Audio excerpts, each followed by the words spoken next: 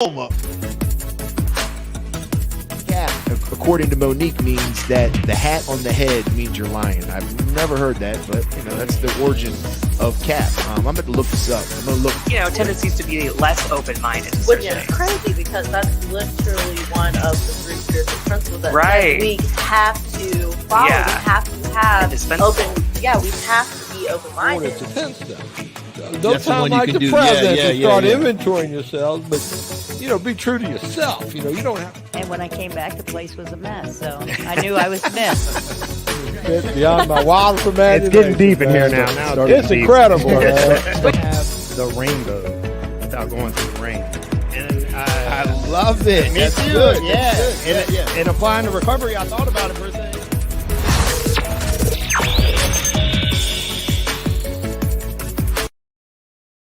You know what I'm saying? Man, it ain't about me getting sick and all that bullshit. Like, this is about my life. This is about living or dying. Am I ready? I'm ready. I'm on, Steve.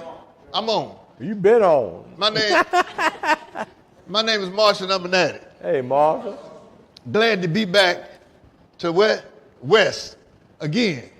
I love coming here to get a snapshot, get a picture of what's going on. I had about 5 things I wanted to talk about today. I'm going to narrow it down to 2. And I'm going to give you one of these that I'm going to give you now. I want you to let it marinate for a little while. I got to hold my voice down, right? My wife, she critiques me every week. She's like, man, Marshall, don't talk so loud. Free yourself, I said, that ain't, I'm excited all the time. Yeah. I'm excited about life, man. I can just think about things that I'm grateful for. And you get goosebumps and shit. You know what I'm saying? Get goosebumps. Every time I pull up at one of them jails, I get goosebumps, man. I'm excited about it. I got so much stuff to be grateful for. You know what I'm saying? Man, after I get halfway through the list, I started crying. You know what I'm saying? I started crying. But she said, just lower your voice just a little bit. That's my coach. You know what I'm saying? So, I listened to her, But one of the things I want you to do, 2 of the things, I'm going to give it to you now. 2 of the things that I want to talk about today, and one of them is to get you engaged. I want all of y'all the path that you have followed in life. Look at the path that you have followed in life and think about how it has worked for you. How has that path worked for you? The other thing I want you to look at, the other thing that we're going to talk about is the power of thoughts. The power of thoughts. You know what I mean? You done heard so many times somebody tell you, if you say, I can't, you done failed already. You done lost the battle. That's half of the battle, thinking that you can do it. Why? Because this right here, man, the power of this, we underestimate it. If you tell yourself you're going to use, if you say, man, John will tell you, we cannot stop an addict from using. Period. Flip side of it is, if they make a decision not to use, we can't make them use. So you got both sides of the equation. But the power of thoughts, man. And see, this is why we do what we do when we hear. If we have some crazy thoughts, we got somebody to talk to about it. I got men and women to talk to about crazy thoughts that I have. And man, that's the idea, like John just mentioned, about recovery. Not doing the same thing that you've been doing all the time. And I hear this, man, about people coming into any kind of fellowship, and they was like, oh man, that shit is boring. That shit, it ain't for me. I just told you, look at the path that you have followed to get here. Now, what's more boring to me? I ain't been to jail in 35 years. Hey, that right there, that alone excites me. I told somebody the other day, man, I ain't had a ticket, man, in 30 years, man. I haven't had a ticket. And I know why. I ain't superstitious. I used to carry all that shit with me. You know what I'm saying? Like I was superstitious. You know? That's some madness, man. When you delve into those thoughts, it changes your behavior. When you delve into those thoughts, it changes your behavior. You know? All of a sudden, you telling yourself, man, I don't never have no good luck. I used to tell myself that. I never have any good luck. You know why? Because of the way that I was walking. The way that I was walking. I was going the opposite way of the good shit. And all I could do was just lie to myself. That's what we as addicts, that's what we good at. We good at lying to ourselves. You know? And we don't want nobody to check us. One thing I know just from a little bit of wisdom, you cannot police yourself. You cannot police yourself. Everything that you do is going to be in your favor. You know, every decision you make is going to be in your favor. You don't have nobody say, no, I wouldn't do that. You know, they don't sound too good to me. You know, Marcia, you've been clean 35 years. Why don't you go around there on 2nd Street? Why don't you go around there to Jackson Ward and Wickham Court and try to recruit some people? Are you out your mind? You know what I'm saying? I can go somewhere else to try to recruit some people, you know? But you know, we need somebody to check us, man. We can't check ourselves. Regardless of how much we think we can, regardless of how smart we are, we can't check ourselves. You know, how old you are don't mean nothing. What kind of education you got don't mean nothing. What kind of education you have or don't have, it don't mean nothing, man. That can't keep you clean. We done tried that, and it didn't work. On a regular basis, man, I try to program. I take some of the crazy thoughts that I have, share them with somebody, talk about it, get it off me, and it works. Hey, John, what's the old saying? Rarely have we seen anybody fail. Yeah. Thoroughly followed our way. Rarely have we seen that fail, you know? And my thing is, man, why are we here? We got to make up our mind one way or the other, you know? I used to go to Pamunkey years ago, man, and get pissed off when these dudes show up for a crime that they have committed and they still crying and whining. You know, the people that accepted the fact that they did what they did, they over there quiet as a mouse. We got to hear this whining and all this from these dudes that's getting 90 days and 6 months and all that. You know what I'm saying? Somebody sitting over here, man, getting 9 years and 15 years and all that, ain't said a word. You know? Acceptance, man. Acceptance. This is what this thing is about, man. When we come in here to find out who we are, what we are, and all that. You know what I'm saying? Man, that's some work, man. You don't find that kind of stuff out in one day. John got 41 years, man. He's still finding out things about himself. I got 35 years. I still finding out things about myself. You know? And you know, once I find out those things, man, I process that stuff, man. I process that. I was thinking the other day, man, how everything that used to come up in my life, it was always with some kind of urgency. I got to do it. I got to have it. You know what I'm saying? It was always an urgency, you know? And man, when I just live past that bullshit, you know, ain't nothing urgent. You know what I'm saying? Man, I don't have to do it. You know? I don't have to do it. And then I better learn how to start making some good decisions. If I want a good decision maker, because let me tell you what, I want good with money. I want good with money. I was at a meeting last week and I heard an individual share how somebody had to teach him, show him what to do with his money. because he was still walking around with pockets got the mumps. You know what I'm saying? And I still see people doing that myself, man. You know what I mean?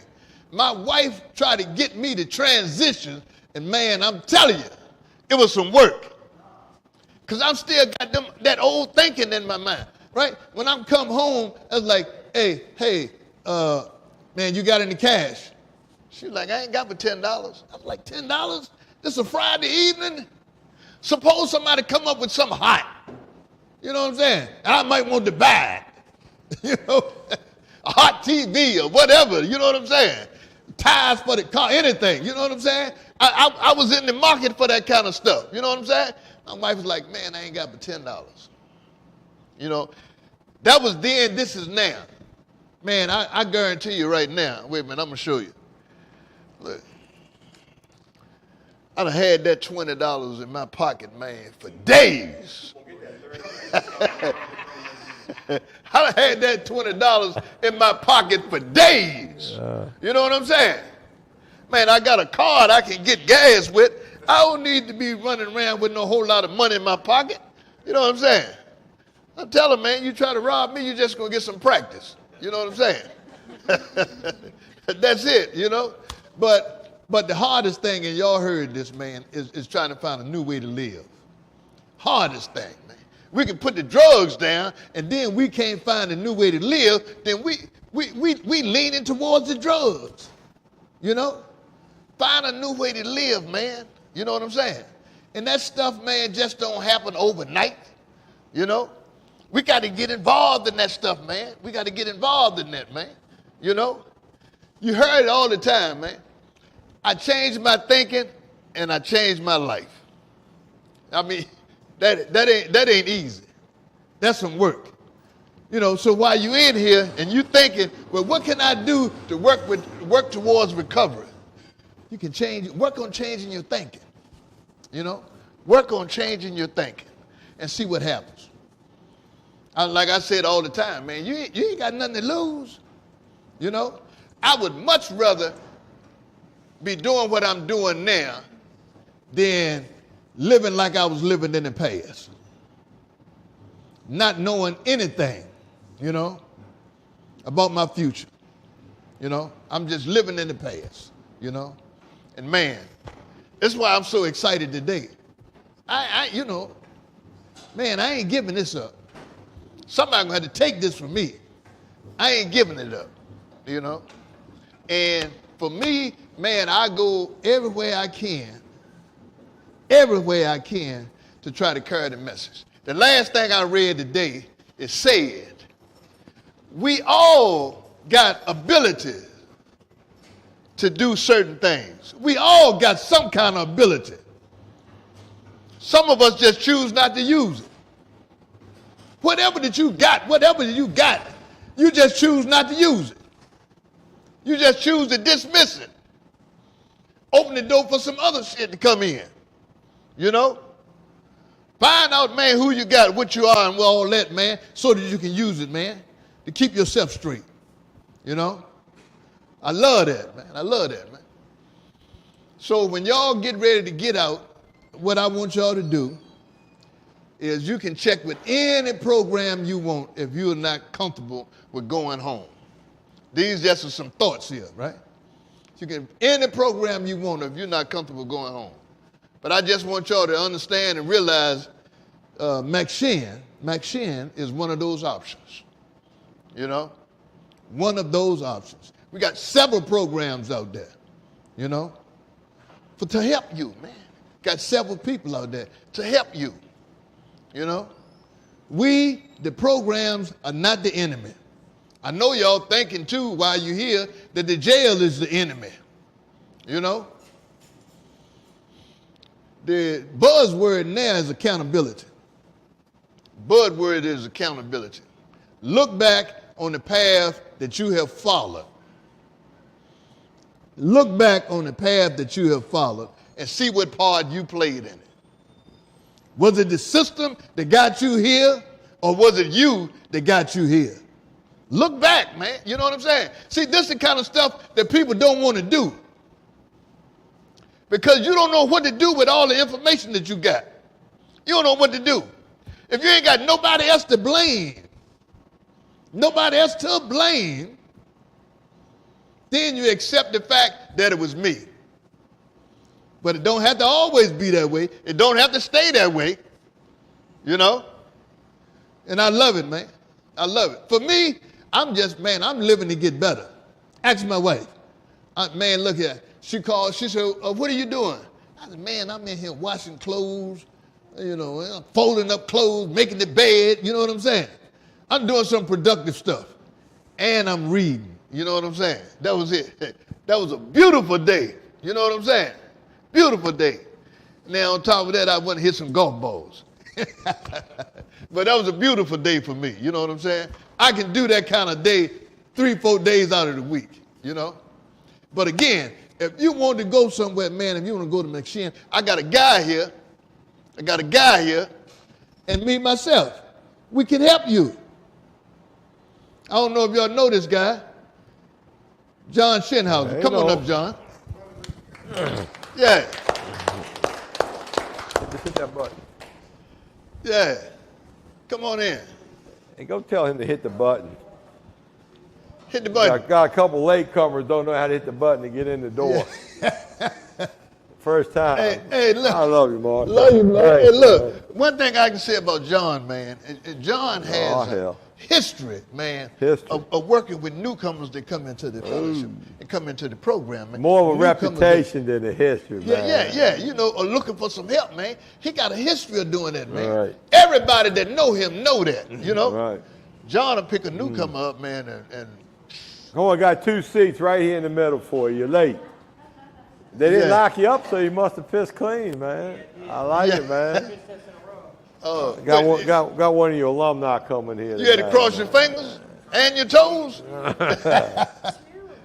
Oh, 2 alumni. All right. 2 alumni. Oh, right. Welcome. All right. Here's John. Yeah, thank you, Marshall. John S. Now, look, out of fairness, Brenda, I know Brenda's watching. You got to talk loud because there's a lot of background noises and echoes, and I don't hear good, so it's okay to talk loud here, especially in East, man. You got to holler. But look, man, I'm glad to be here as always. I actually drove from D.C. to get here. I was supposed to stay the night there and go to a Macklemore concert, but I still don't know who he is.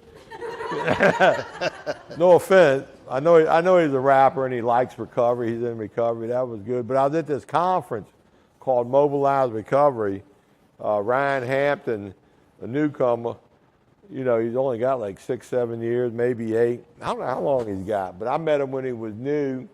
I actually brought him to a few jails, but he's become a real rising star in the recovery scene across America, and they do this conference every year called Mobilize Recovery, and he had hundreds of people coming from all over the country in recovery, and we just talk about how we can help people that need help.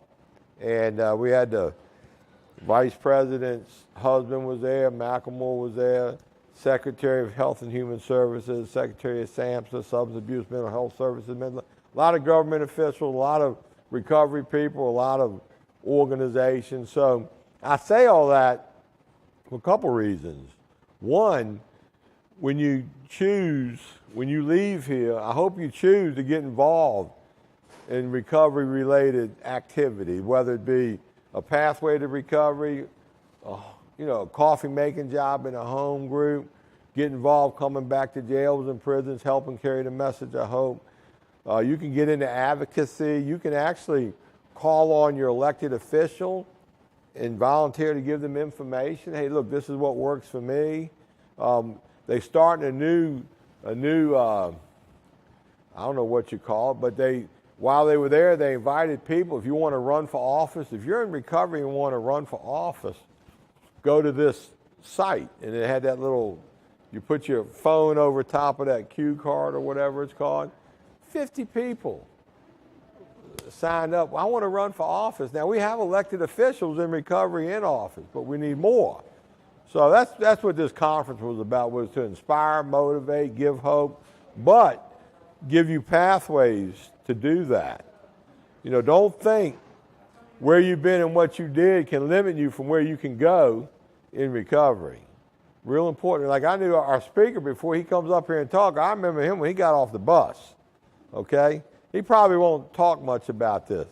He was just some poor guy showing up from out of town. Hey, I like what you're doing. I want to do it.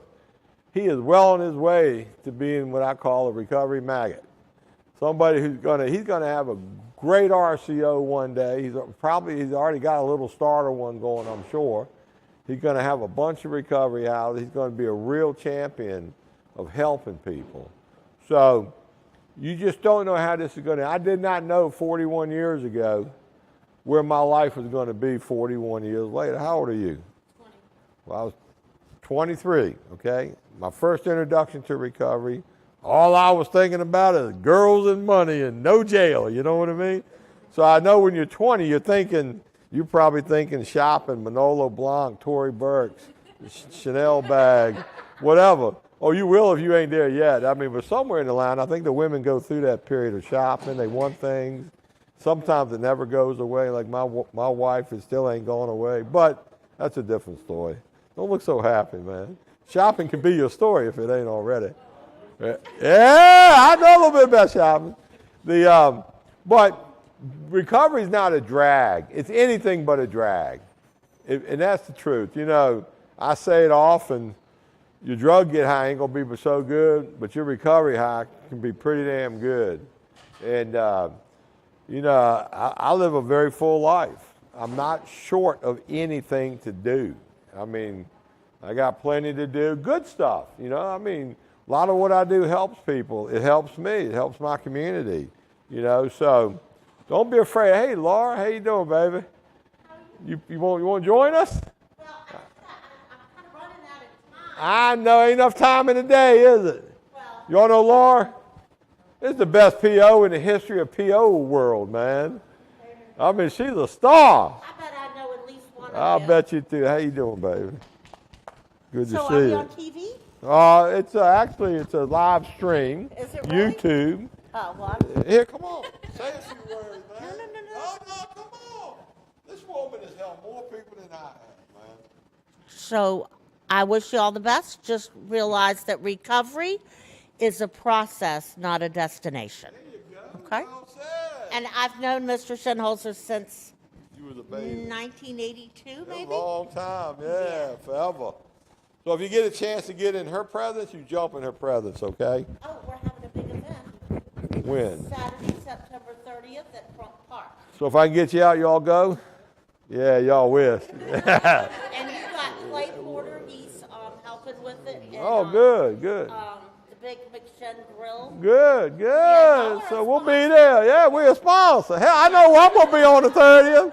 I'm going to be in the park with the gang. Front Park. It's with Shelter One. All right. And it's family focused. Very good. So, I'll watch my language. If you see Pockety, Moses pock. W, tell Moses That was funny. that we need him. All right. We got to bring Moses on the 30th, Marshall. I know I got that little devil inside that wants to act out all the time, man. But anyways, enough of. I hope what you see is a happy person. Somebody's having fun today, living life, living clean, doing the right thing. Because I am. I'm a very happy man right now. I got to eat Cracker Barrel. My wife wasn't with me. When she ain't with me, I can eat Cracker Barrel. Otherwise we'd be eating something more healthy, I'm sure. But I got the double meat platter, man. I got the chicken and dumpling and meatloaf, but they brought me a fried chicken breast instead. But I ain't never had their Cracker Barrel fried chicken breast.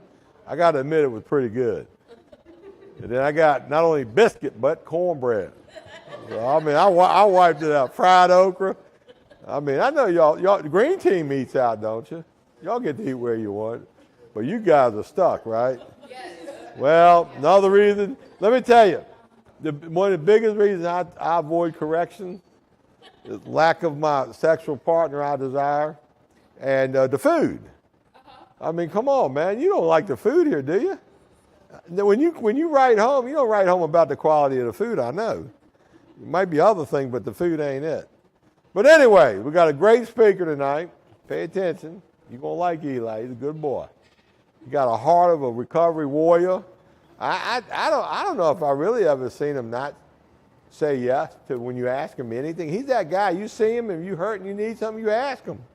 I've seen him spend hours in the parking lot of McShin trying to help somebody. You know, so he's definitely codependent as hell.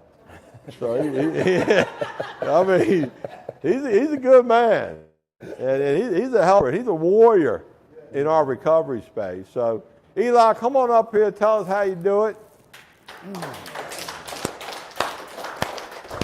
Take your time. We ain't going nowhere. I love you. Love you, man. Yeah. You got a mic? What's up? I'm an addict named Eli. How y'all doing today? They're doing good! My clean date is October 3rd, 2014. So that means in a couple weeks I'll be celebrating 9 years. And good boy, so give me a hand. Man. I'm so grateful, man. You know, so I'm an addict named Eli. And when I say that, that's a whole lot in that. Like, I'm an addict named Eli. That means I love drugs. I love breaking the law. I go to any length to do what I want. I don't care about too much of nothing. When I want one, I'm going to get one. And I got this attitude and behavior that come with it, man. And it just like, it wipes out everything in existence. I live in like a shallow world, and it's my way or the highway. And it's been like that for decades. And then I get here, and I stop using. And then I start seeing all these things that I really don't like about myself. But I needed them in the survival mode out in the street. You know what I'm saying? I needed to. Because if I was sick and I was on E, something's about to shake. Like, ain't a doubt in my mind, I'm going to be straight in a few minutes. Because I had that attitude to go get it, you know? And a lot of the things that I picked up along the way, when I got here and stopped using, I had to start looking at. You know, behavior is a big part of my addiction. It's a big part of it, man. I didn't know how far it had took me to until I stopped using. And I look back, like somebody was saying, look back down that path. Man, I look back down that path, man, and I see a whole lot that I don't like. And then I get on this side, and I get a chance to work on it. I get a chance to look at it. I get a sponsor, and I start doing some things different. You know, I can address behaviors that I see, but when you so soiled that you don't see them, you like in full flight active addiction. You know what I'm saying? Like Mommy better not put her pocketbook down. You know what I'm saying? Like all the way out. Ain't no holds barred. You know what I'm saying? The old lady, you know what I'm saying? That quick. Like nothing don't count. And that's the person that the drugs made me for so long. You know, I love my kids. But if it was milk or dope, I was getting dope. Like that's where it take me at. You know, maybe that ain't y'all's story. Maybe y'all don't understand, but that's how I was. Like I go all out to get high. And then I get here, man, and some old predecessors, some of the old heads that been around, man, they started like sewing into me, like, Eli, you need to look at that. Especially John, you hear how I said it like his voice a little bit. You need to look at that, Eli. What the hell are you doing? All that old shit. You know what I'm saying? And then, so he planted the seed again, because the seed got to be planted for change. And it's up to me to water it for it to grow.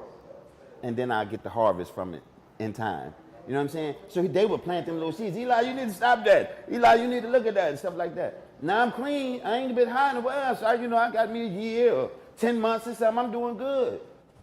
And they started to put little things in my past so I could see that I could work on. Because if I don't know, I ain't going to work on it.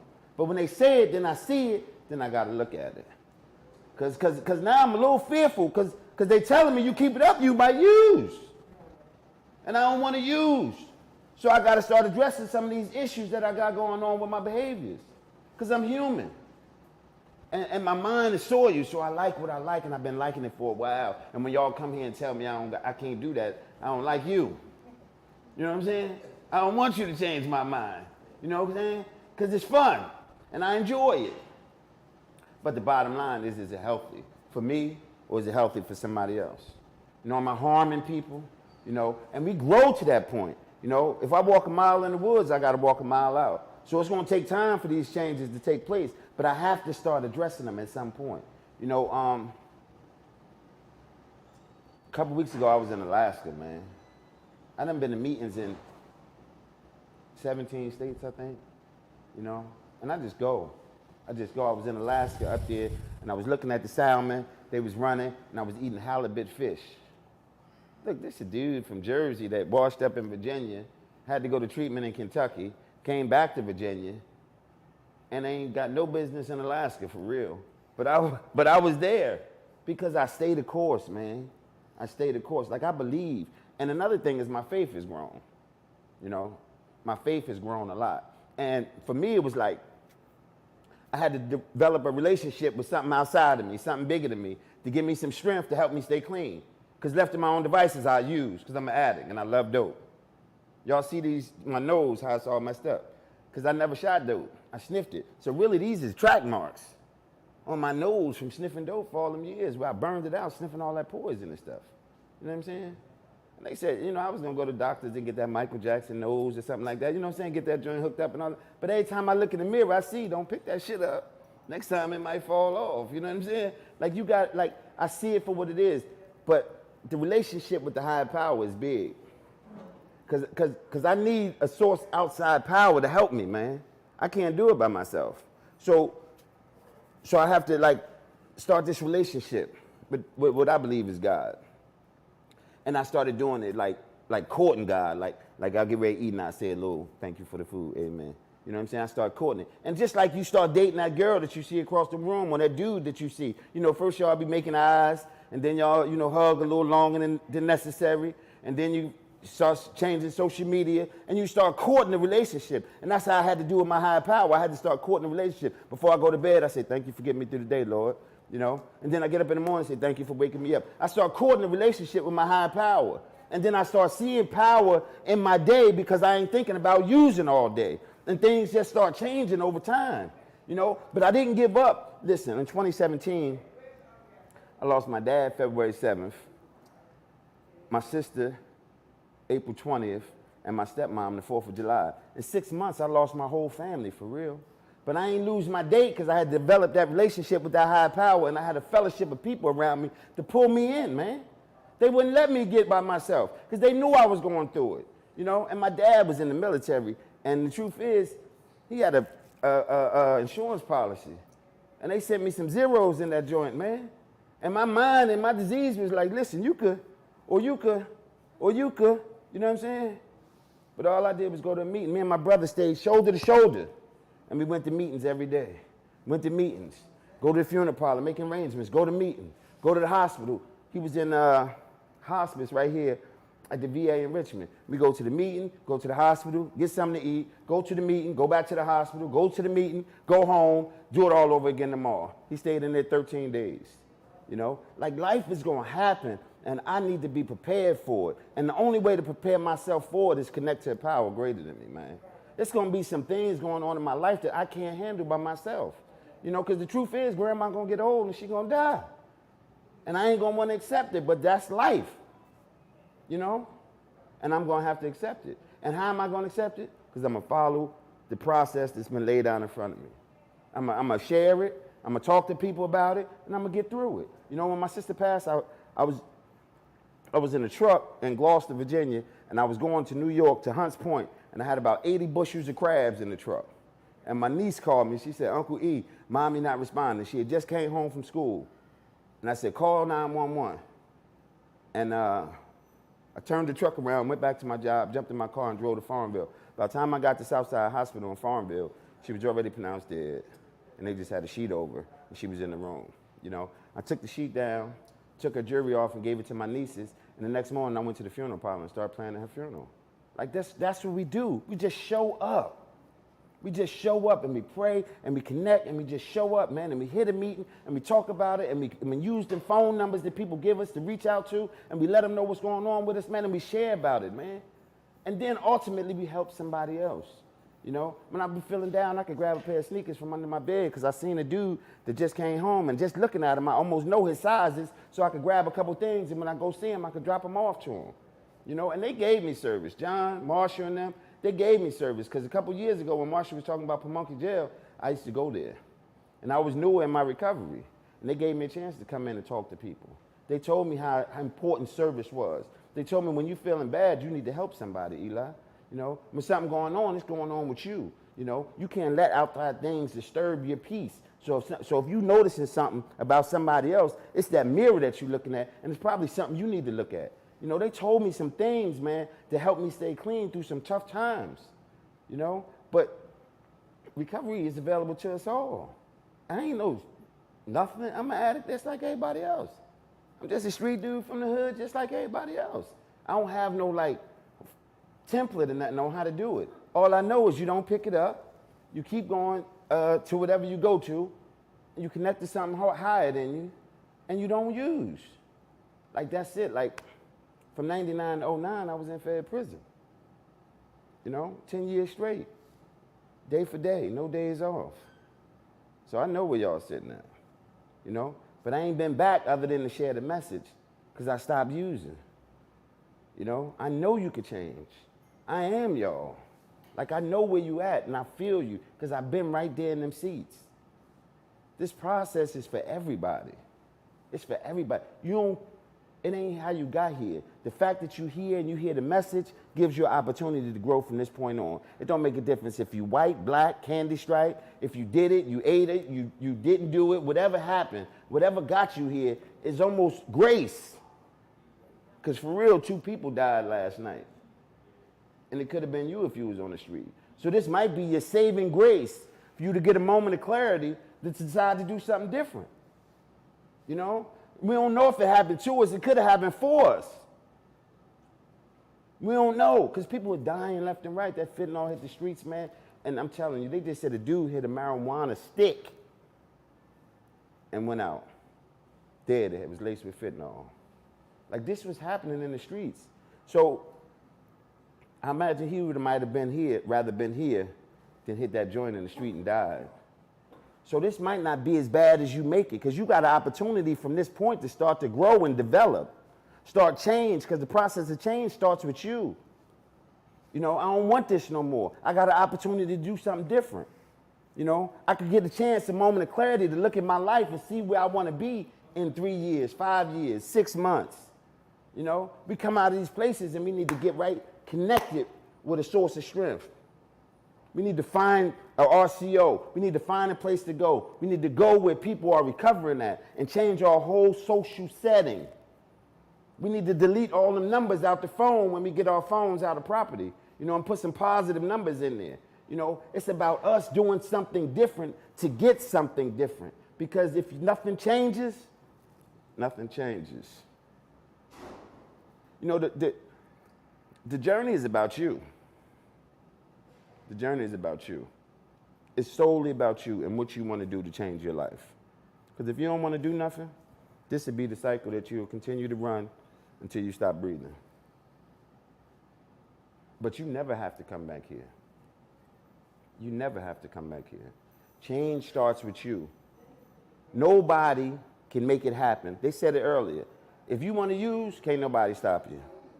But if you don't want to use, can't nobody make you. So you got an opportunity right now to change your whole life, man. To get your kids back in your life. Start being a parent. Start being a child. Our parents are getting older, and they need us to be more involved in their life instead of just coming through and getting $20. You know what I'm saying? They need us to be more active in their life as they get older. My mom is 75, and sometimes she might forget her bill, or she'll pay it twice or something like that. You know what I'm saying? Because she's getting a little older, a little forgetful. Thank God that I got clean so I could be there for her to help her. You know what I'm saying? Like, she on a fixed income, and she can call and say, babe, it's the end of the month, and I need a few dollars. And I'm like, say less, because I work, And I'm telling you, man, when I say I'm an addict, that a lot of behaviors, stealing, larceny, or deceit, all of the behaviors that come with it, man. And we do it because we feel like everybody else doing it, and it's not like shunned on. Like, we come from an environmental cancer where all the things we doing is all the things we seeing, so it ain't that bad. My whole hood doing it, so why I can't? We 14, 15, and the whole hood stealing cars and driving. And I'm walking. I feel like I need to be driving too. So I'm gonna go steal a car. The whole hood smoking and everybody having a good time, laughing and joking. It's a big party. Oh yeah, you know what I'm saying? So I'm gonna go have a good time too. Not knowing that hitting that joint would lead me down the line to being a dope addict for 20 years. So, it's imperative that we assess ourselves, especially while we're in a situation like this and we got the time to really look at our life, see where we want to go. Because we ain't getting no younger. There ain't nobody in here like teenagers. Ain't none of us getting no younger, man. you know? And some of us got kids that's on the street, you know, just going to school right now. And we can't walk them to the bus stop, you know? Some of these things, our parents, like I said, our parents is getting older. You know, time is changing, man. The drugs on the street ain't even safe. It ain't like, come on, let's get dead. It ain't like, come on, let's get high. It's like, come on, let's get dead. You know, come on, die with me. You know, because that's what it is. It's just killing people. I've been clean all day. All day long, man. All day long. In spite of going to work this morning, in spite of the highway being backed up, you know, in spite of the phone calls from whoever and whatever, about whatever, I've been clean all day. Like nothing can make me use but me. And it's probably gonna be when I'm not spiritually fit. So when I'm riding down the highway in the morning and I got my little music on and I'm having my moment with my higher power, I'm coming into the city fully armed, blessed, prayed up. Because it's a war in the streets, man. It's a war. The disease of addiction is like the devil, man. It's like a war in the streets. And they want to kill me. Ultimately, it wants to kill me. So I'm like fighting and battling at every turn. You know, she walked past and my head go that way, and my recovery say, look this way, Eli. Because it's the devil and it's trying to trick you. It's ultimately trying to trick me. You know, my authentic self, the person that I'm internal, that I internally am, is the person that got to get clean. Not the facade that I put on, you know, when I meet her, or not the guy that when I go around this projects and hanging out with them and they doing this, so I'm doing this too. Like none of my characters. Like it's my authentic self that got to learn to heal, because that's the person that's gonna keep me clean. Because if I get one of these masks that I wear clean, and I take the mask off, there I am again, dirty, filthy, soiled. So when I get to the exact nature of it, Eli, what do you want out of life? Do you want to die dope fiend, kicked out on the side of the road because they ain't want to take you to the hospital when you OD'd? You know how many stories I hear that? And they thought they was with friends. They thought they was with friends, man. And they pushed them out the car because they didn't want to catch the case, because they didn't want to stop getting high. And they died on the side of the road, man. And they thought they was with friends. I'm telling you, man, the drug game is over. The street life is over, man. It's time to be responsible adults, to learn how to live, to change your life and your people, places, and things. All this comes together and keeps us out of places like this. Like Marshall said, he ain't had a ticket in 30 years. I'm telling you, man, something happens internally when you sincerely turn your life over, man. Like, I don't want no more of that. I'm 51 years old. I'm not getting on nobody's motherfucking top bunk. That's over, man. And I don't want to fight none of these young boys in there over the phone either. You know what I'm saying? Like, I don't need that in my life no more. And I got my own bed and my own phone. So if I choose to come in here, it's all based on the decision that I made. And that's what changing my life is about, making better decisions. Not doing what I always done, so I don't get what I always got. That's what it is. It's an active change in our thoughts, ideas, and behaviors. And when you sincerely look at it and start to work on them, the program is going to meet you. If you take one step toward the program is going to meet you. A lady will see you come to the meeting 3 times, and on that next meeting, she'll say, hey, how you doing? I seen you coming. What's your name? And she'll get her number and say, okay. And then when they have a little out, and she'll call you and say, listen, we're going over Sherry's house. Would you like to come? You know what I'm saying? Like, that's how it goes. And it helps each other. Because we've been here for a little while. We've been here for a little while. And when new people come, like my man, take my man, say you just came into the RCO. I ain't see you, you got on sweats, you know what I'm saying? So I'm gonna be like, yo, what up, you just came home? Yeah. That's what's up. What size you wear? All right, cool. What size your kicks? All right, cool. It's my duty to help you, because I want you to feel secure in who you are. I don't want you to feel less than no more. That's our whole life story. I want to get you a coat, make sure you got a hoodie, get you a hat or something, make sure you're comfortable. I want to find out what house you at and bring you to the meeting. You know, I'm going to introduce you to the fellas. I want you to know that, bruh, we are you. We just got here before you. But somebody going to come after you. And the same we doing for you, you could do for them. That's the whole process. John been doing it for 41 years. He riding around jails all over the country. And always got, I just talked to him a month ago when he was in the car with somebody else. Eli, I got a new one with me. You know what I'm saying? Like, that's what he do. And that's his service. I'm telling you, man, it's like the act to serve is the biggest honor that the program offers, man. Because it takes our selfishness away from us, you know? It makes us selfless. Like, I know that I'm going to help somebody. I got to. It's been the core of my recovery. It's what sustained me more than almost anything other than my higher power. Like, there's so many people out here that feel insecure, less than, and they come here and they quiet and they're a little in their shell and they, you know, introverts and they don't really want to talk much. And it's my duty to pull them out. It's my duty to go up to them and greet them, you know? Because for real, I got a daughter, 8 years old, and they never seen me use. She ain't never moved out of house, never had her lights cut off. She keep fruit snacks and Cheez-Its all that she want, you know? Because the program helped me, so I get a chance to sow into her, you know? But what if she one day, and I ain't carry the message down? Who gonna be there for?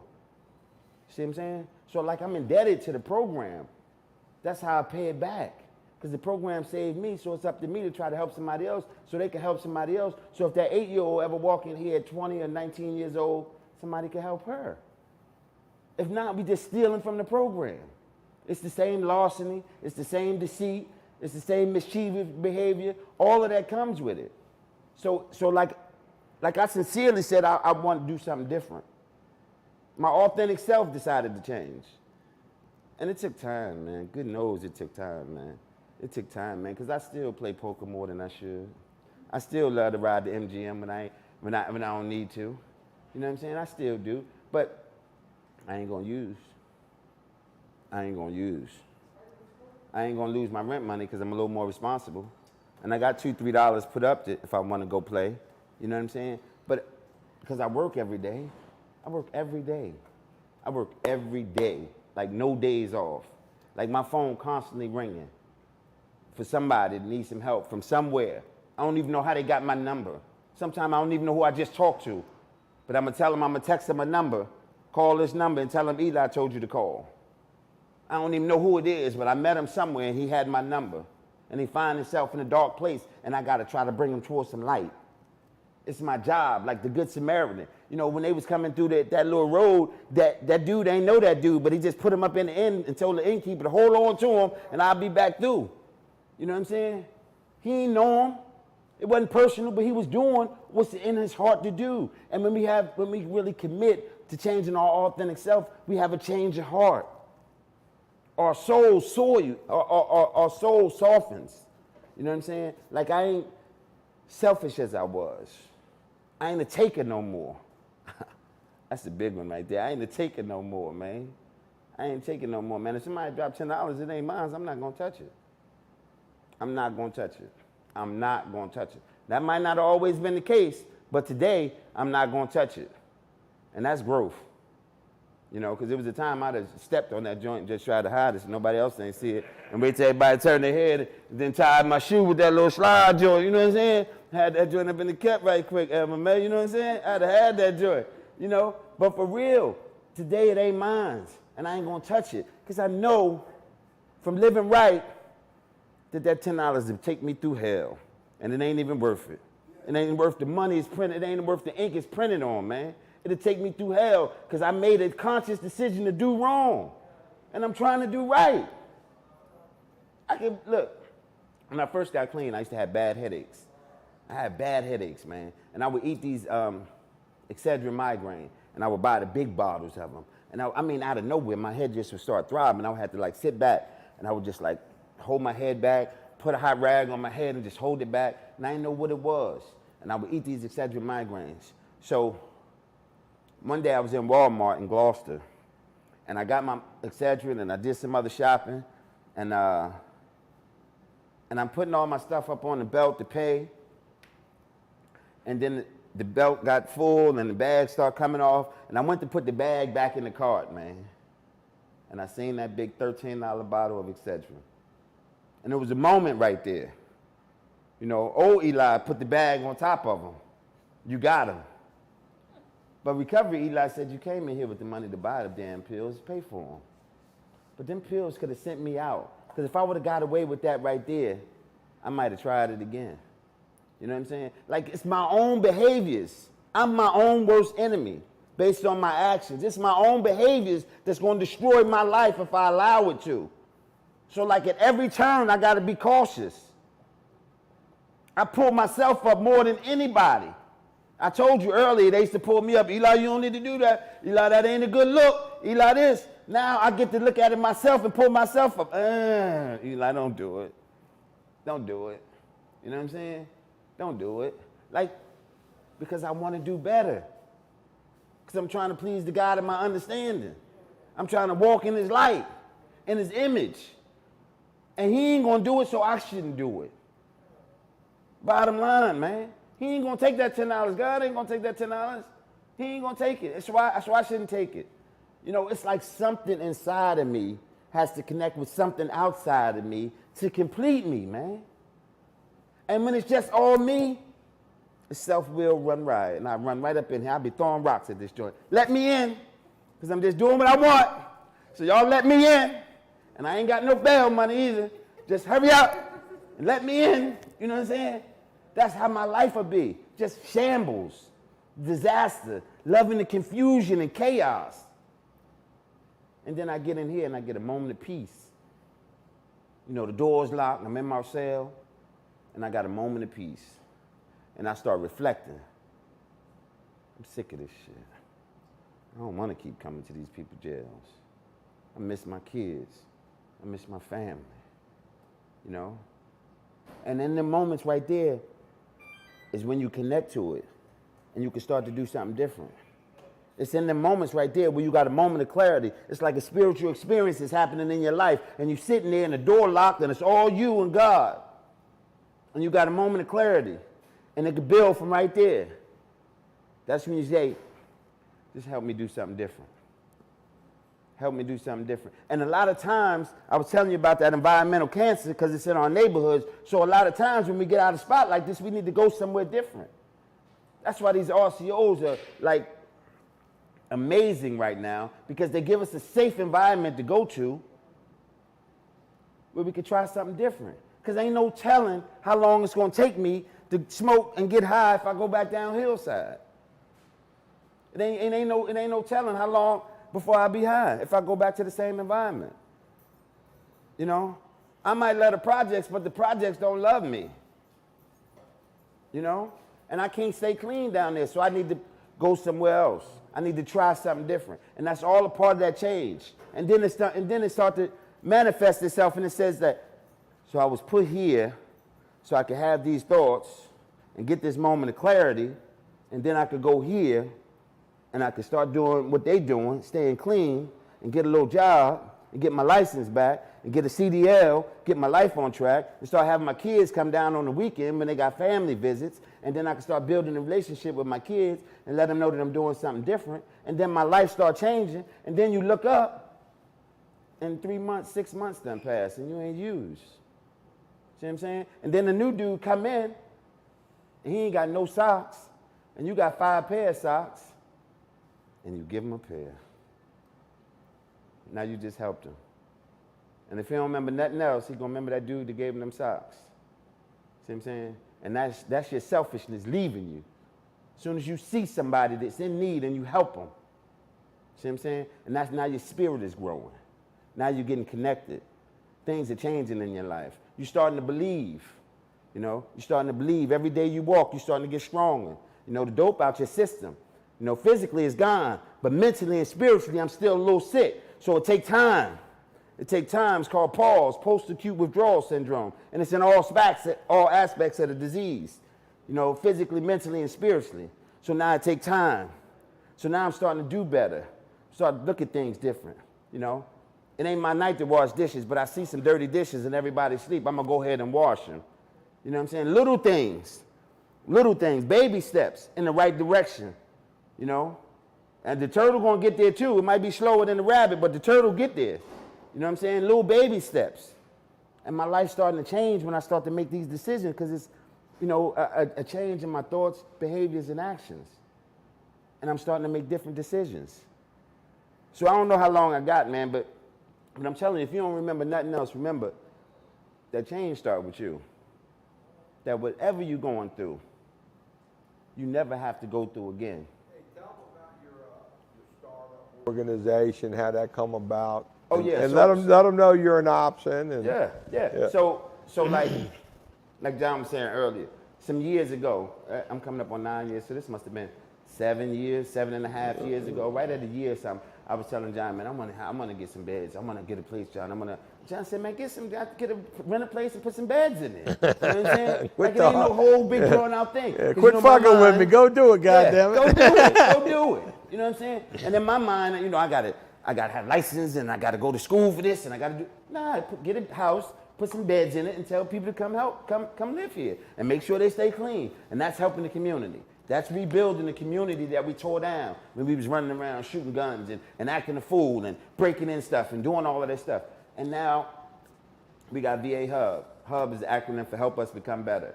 It's me and my brother, and we've been doing it for some years now. And what we do, we feed. This will be the 5th year we fed. And the first year, I think we did about 194 or something like that. The second year, we did close to 200. And the last couple of years, we did like at least almost, you know. And it's the 5th year we do it. And we do it with love from the community. You know, so many people and so many opportunities out there. You know, so many resources available to us, to y'all. But we don't know these because we was on this side of the law. You know, we was on this side of the tracks. So we don't know what's available. So what we do is we try to network, we try to connect you to resources that can help you. So if you're just coming home, you call and say, hey, I'm just coming home, I don't know what I'm gonna do, but I don't wanna go back around the way. And we try to connect you to some resources. We send you to RCOs. So I do got a house or two, and they stay full, so I really don't got availability all the time. But I do have other resources and other RCOs that I connect with in the community. So, you know, if you need something, you say something. You know what I'm saying? It's a new day, man. If you need something, you say something. Because you're going to go through some times, man, when you realize that ain't nobody there but me. And that's a lie from the disease. Because everybody that you've come in contact with in this little facility here that does this wants to help you. That's why we come. We don't get paid for this. I might get John by mistake. I'm going to work on it. You know, y'all work with me. Well, he already ate damn Cracker Barrel. Cracker Barrel. Yeah, he already ate crack. That's dead. But you know what I'm saying? But like, we don't get paid for this. It ain't monetary, it's eternal. The reward is eternal for this. You know what I'm saying? Y'all just got me high, man. I piss dirty right now. Y'all got me buzzed because I get to come in here and share my story, man. That is the new high. You know what I'm saying? Helping people, showing up, suiting up, and supporting the recovery program in our community. You know, for years and years we tore down communities. You know, I don't know what y'all done, but I know we wasn't nothing nice when we was in the street. You know, we thought we owned the block. You know, we thought we owned it. The block ain't give a damn about us, but we thought we owned it. And we held it down. And you better not come over here with that bull either. You know what I'm saying?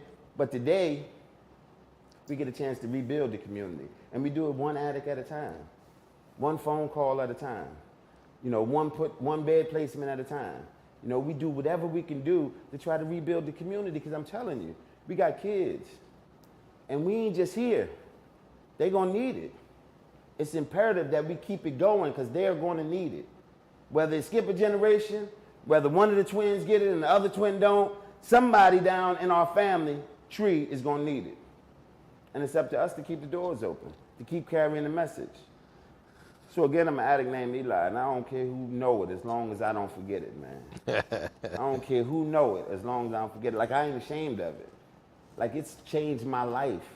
It's opened a horizon and doors that I never would have imagined could have been open, man, you know? And I stay on the front lines. I live like on the front lines. Like, it's always, you could go to any meeting in the city and say, listen, I'm trying to find Eli. That's all you say. And somebody in there gonna give you my number. Somebody in there gonna give you my number. And that's dead ass serious, like dead ass serious. Just say, listen, I'm trying to find this dude Eli, I just came home, but I heard him when I was in, and I'm trying to get in touch with him. And somebody gonna give you my number. Cause I live in the meetings, I live in the streets, man. I ain't one of them ones that like get too bougie. You know, I got a few years now. I'm too bougie. Hell no, I'm still on the front lines. Cause I don't want to forget where I came from. I don't want to think I got it and graduated. Cause I know I'm an addict now, and I'll be an addict till I die. And anywhere in between that, I'm subject to use. So the only thing that's going to keep me going is what got me going. And that's staying in the front lines. You know, like John, he just was at the program up in D.C. with Macklemore and Hampton and them. Like, that's what he do. And he been doing it for 40 years. You should see, he got like a little library in the blue room downstairs. And they got conventions in there from like 1987 and stuff like that. All of that memorabilia and stuff, old cups and all of that stuff in there. You know what I'm saying? From all the places he's been to put some security on his recovery. And that's why he's here 41 years later. You know? It's an active change in our thoughts, ideas, and behaviors. And it's available to us all. It's a simple, spiritual, not religious program, you know? And we just work it to the best of our ability. And don't nobody expect you to come in like perfect. Like, that's bullshit. You ain't supposed to be that good. You ain't supposed to be that good. If you was, you wouldn't be here. We expect you to come with all your shortcomings, all your flaws, all the shit that you bring with you, so we could address it and work on it. Because if you hide it from us, we won't work on it. And then when you act out on it quietly, that shit will bring you back out. You know what I'm saying? So we got to come as we are. You know what I'm saying? And start to get better from there, our authentic self. If I come in there on some schoolboy shit, hi, John, you know, I'm Eli, I'm a very good student. Bullshit. No, you're not. You're addict like the rest of them. Sit your ass down, Eli. You know what I'm saying? Like, we got to be ourselves. And we're going to accept you for who you are.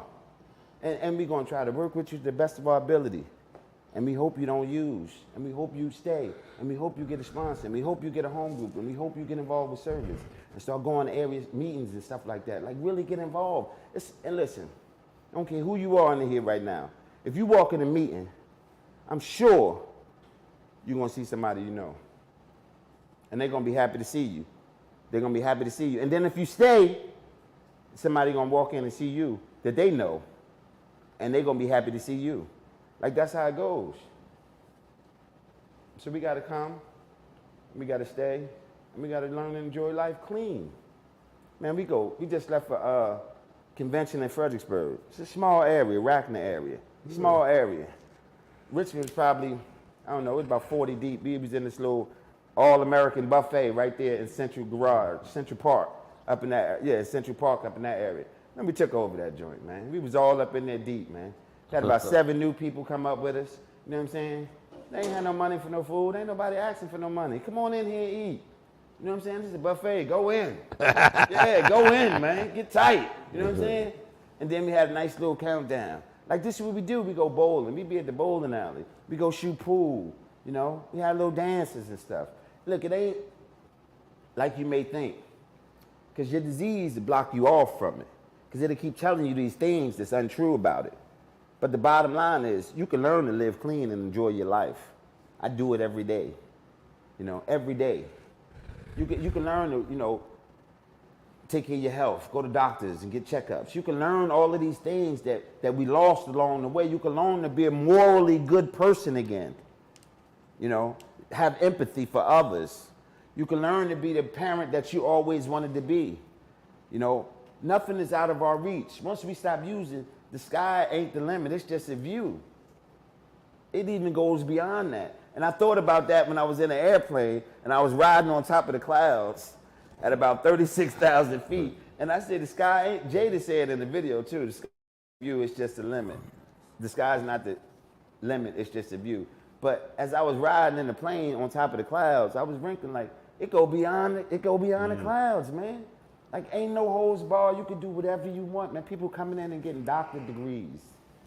You know, they going to school, they going back to school. They getting CDLs and got 2 and 3 trucks that they done brought. You know, like, life is happening for us, man. We're the fortunate addicts because we haven't died in the street. So we get an opportunity to have 2 lives in 1 lifetime. You know, your situation, because you're right here right now, is turning around for you. And it's up to you to turn with it. And it never has to go back to that point.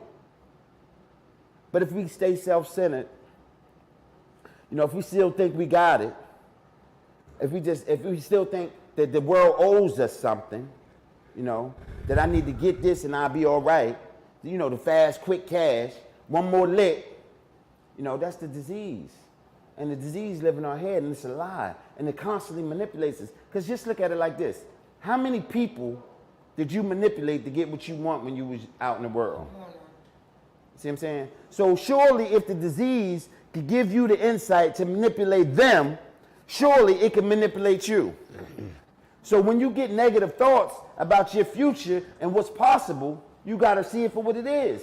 It's the disease in my mind trying to hold me back from a brighter future. It want to keep me in the dark and keep me away from that light.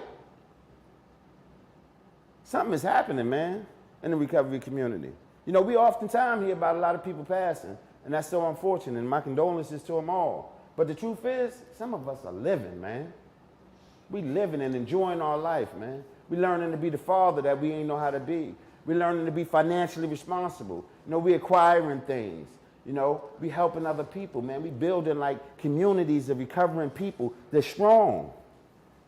I had a partner, man, and on his 5th year anniversary, it was his mother's funeral. And I was with him all day, from the funeral to the celebration, man. And then when COVID started, on March 12th, 2020, they shut down all the meetings because the COVID was so bad. And we started meeting in parking lots. Everybody would pull up in the parking lot and pull a chair out the car. Make fires in the parking lot, man. Building fires. We would make a big old circle, man, and we would meet in the parking lot. You know what I'm saying? Because somebody was going through it. And ain't nobody, it wasn't on no like social media app and that. It wasn't all of that. It was just word of mouth, man. Look, they got a meeting over there in the parking lot. And people were spacing, you know, social distancing. I'm going to sit here, you move over a little bit, and you get over there. And we'd make a big circle, man.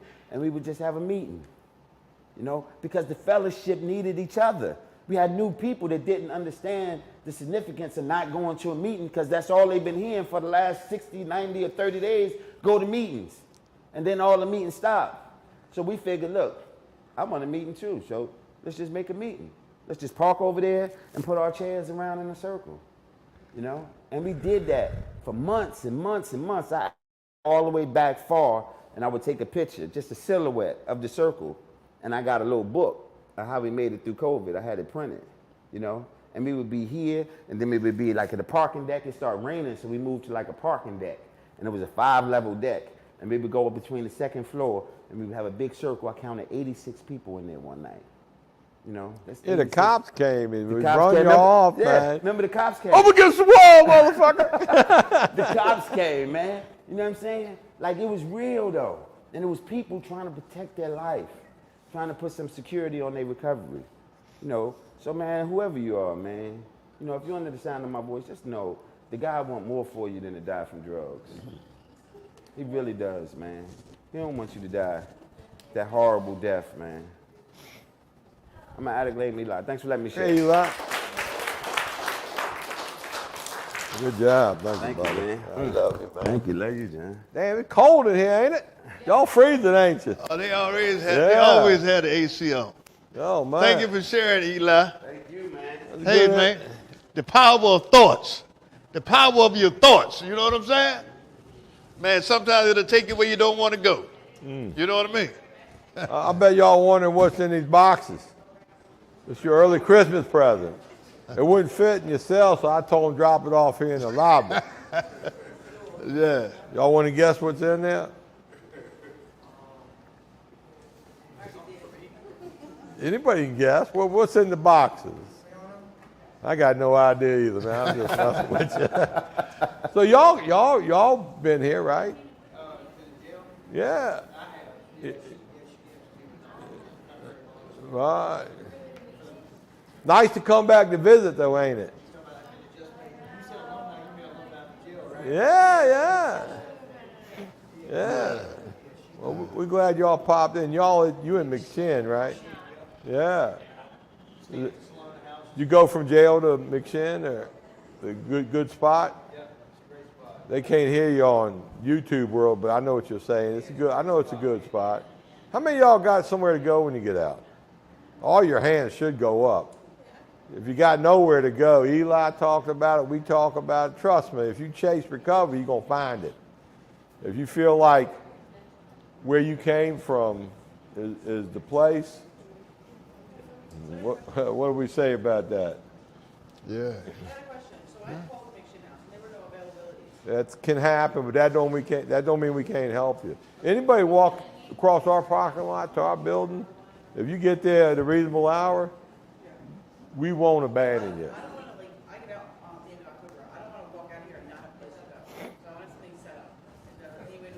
That if somebody here, one of the staff calls over there and talks to one of our staff, they can get that done. Yeah. The trouble is, we don't know what we got in October. We're not going to reserve a bed when we got a line at the door. But like if you get a week or two out, that's the time to do. I know it's even if worst case you can go down to Healing Place till a recovery house opens up. Worst case, and that ain't that bad a spot. I don't care what people say about it. I got clean in the Marine Corps barracks. And I guarantee you, I'd have rather been in the Healing Place than the barracks. I promise you that, man. So it's just just stay willing, honest, open-minded, and willing, man. And don't worry about it. Even if you're going through a trial or tribulation on that day, that ain't going to be your story forever. Embrace frustration, challenge, and pain. Embrace it. That's your friend. You just don't know it. I mean, it's weird, but that's true, Anytime I get worked up or something wrong, that's the God of my understanding reminding me. Have faith, be patient, and it always 100% of the time works out. Way better than I ever thought it could have or it should have. So if you can have Pam, if you get to Pam, have Pam call. Pam's got a hotline. Yeah, she can make it happen quick. What else we got? Y'all got any of y'all got questions for Eli? How y'all been liking the quality of our speakers? By applaud. All right. Cause we don't plan on slowing down or stopping. We line them up, man. Yeah. Word travels fast. How great this is. Yeah. Hey. And we'll get you down to East one night too. You been down there yet? I just telling Marshall I live down that way. So yeah, we'll put Eli on the list for East one night too. Yeah. And you know how this thing, man. John and them had a function last week, and so me and Bobby was there. And so Bobby said, well, when I go to some meetings, I'll try to get some speakers. I called her. They had a function Sunday. The guy Ryan Hampton was there. So I called Bobby Sunday a little before noon when the meeting was started. So she was saying, well, I just talked to Eli, Right. She said, I just talked to Eli. I said, hey, man, get him. It's working. You know what I'm saying? Hot. I said, man, that's my guy, September is National Recovery Month. Yeah, it is. All across America, recovery events take place. And most every recovery event has all you can eat at it. Yeah. And here in the Richmond area, I would bet 25 days out the month, somebody's having a kick-ass recovery month event. I mean, great social connection time. How many of y'all are in a relationship, got a boyfriend, girlfriend, husband, wife? If you're looking for one, man, these recovery events, that's like guaranteed, man. I mean, seriously. Oh, no, look, if you ain't got one, don't act like you don't want one, okay? I'm just trying to make it easy on you where to go to get one, man. Hey, let me just say this. I always have, I read a lot, and I always had these little quotes. And this is what made me think about Eli, right? And they said, the best way to find yourself is to lose yourself helping somebody else. Right. You know what I'm saying? Yeah. And I mean, Eli kind of like glossed over it, man, but I mean, for the last 7 years, man, Eli, like John said, man, he's been a staple. He's been a pillow for helping people. You know what I'm saying? Henry, what are you doing, man? Oh, I thought you were texting into me, man. Y'all remember Henry? Any of y'all met Henry before? You ain't never been here? Nah. Henry had the worst looking dregs I've ever seen on Friday night. And he was helping me smoke barbecue all week. Henry worked for me all day, Friday, Saturday, and Sunday, getting his barbecue ready. We smoked for 30 straight hours, man. I mean, we worked hard. But I was telling Henry, I said, Henry, I mean, I love you. I don't care where you go with me, but when I start taking to these capitals and stuff, them dregs are going to scare people, right? So Saturday, when he took a shower, he come down and he cut his dregs off. I went, damn. I didn't even have to tell him cut his dregs off. I just kind of mentioned to him. But he had them weird, ugly ones. They were going all different directions, man. It was like something I'd never seen before, man. Yeah. But you want to say anything? You got any words of wisdom? All right. I got like 50 days clean right now. Well, that's good. That's all right, man. Yeah, that's a clap. Yeah. Doing good, boy. Hey, I was at a meeting recently and heard Marshall say this, and it's been on my spirit since. Marshall said, the things you do for yourself die with you. But the things that you do for others live on after you, man. There you Live go. on. Live on after you, man. Yeah. That was such a powerful piece, man. Yeah, you talked about that plane ride. Yeah. You sparked a memory. Yeah. Now keep in mind, when I got clean, I had no idea what my life was going to look like or the things I was going to do. And don't get me wrong, what I'm getting ready to share is a very cool thing, but it don't make me who I am. But one time, me and my wife, well, many times we've been to Alaska. And you ever heard of Mount McKinley? Mm-hmm. Biggest mountain in America. Yeah. It's a snow-capped mountain. Mm-hmm. Number one, to get there, you fly. Right. If you fly during the day, I'm telling you, you must fly for 4 or 5 straight hours over nothing but snow-capped mountain range. Because Alaska is a big, it's like a country. Yeah. But we took a little trip to Mount McKinley one time, a tourist trip. You get in this little spotter plane, and damn it, we just flew. We got like within, it seemed like 50 feet of Mount McKinley. The pilot took us all the way around, spiraled around the top, and then we landed on a glacier. We could get out and play on this glacier, looking at this great big mountain, but you just reminded me there's so many things you can do in recovery. Yeah. I've done so many things, and probably Marshall too. We forget cool things. You get so old, you got to remember, man, that was the coolest thing I did that day, man. I'm just texting, using the WhatsApp. What's up? To somebody that's in Rome, somebody that was in Spain, a recovering addict from Richmond that went on vacation, you know? And I mean, that's awesome, you know? Who would ever thought about something like that, you know what I'm saying? But them and their family went on a vacation, you know? And my daughter did the same thing, man. My daughter and them went on a vacation. It was like, Dad, you got to go. It's on my bucket list, you know what I mean? And well, as usual, we thank the sheriff for letting us come up in here. Definitely. Yeah. You know, not every jail, very few jails let people like us come in here and have relationships and contact and bring the hope shot in here. So we're grateful for Sheriff Gregory and Henrico County for letting us do this. We're grateful you guys keep showing up. You're motivated, you're attentive, you like us here. We feel the love. I hope you feel the love. And we'll keep coming. remember, this ain't the end. This is the beginning. That's right. Power of the thoughts. Power of your thoughts. You know what I'm saying? Be careful what you feed yourself. You know? Hey, what I like to say is shit in, shit out. Yeah. Good shit in, good shit out. So see y'all in 2 weeks. See y'all in 2 weeks. All right.